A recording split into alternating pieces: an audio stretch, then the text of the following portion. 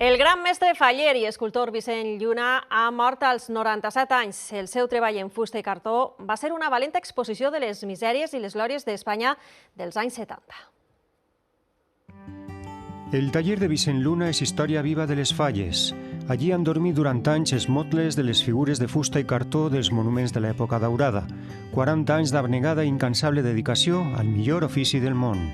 Es el mejor oficio del mundo, porque si es tu hobby y te dan un presupuesto y haces lo que te da la gana. Del seu taller van eixir 75 falles, 3 primers premis de la secció especial, 4 ninots indultats i 12 falles de la plaça de l'Ajuntament.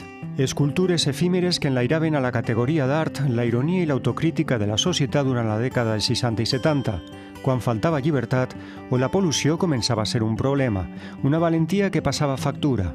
Tot era per telèfon, anònims.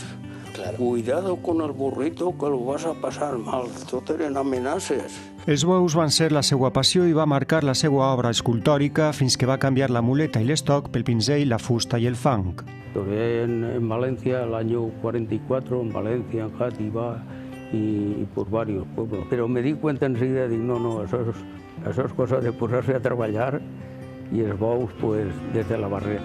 Vaig dir si sec de les Falles, és l'artista Vicent Lluna. El seu reconeixement no tenia fronteres i va quedar palès quan va rebre els encàrrecs de crear els decorats de pel·lícules antològiques. El 2005 rebia l'alta distinció de la Generalitat pel mèrit cultural. Vicent Lluna, nascut al barri de Sant Bull de València, ha creat escola i el seu bon fer l'han heredat les seues dos filles, Pilar i Maria José. Als 97 anys s'apaga la flama del gran mestre.